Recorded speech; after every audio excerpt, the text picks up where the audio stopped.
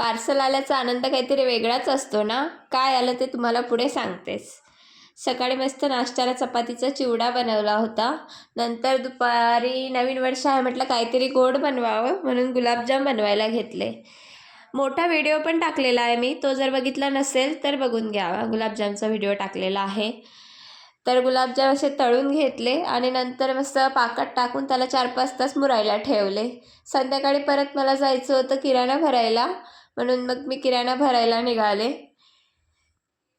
तर बघा हे सगळे कामं तर आपल्यालाच करावे लागते. नंतर किराणा घेऊन आले आणि बघा आमचं असं खेळायचं चाललंय.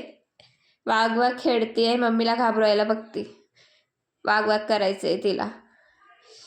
आणि नंतर दुपारी आलेलं पार्सल काढलंच नव्हतं, तर म्हटलं ते काढून बघा कसं आहे तर.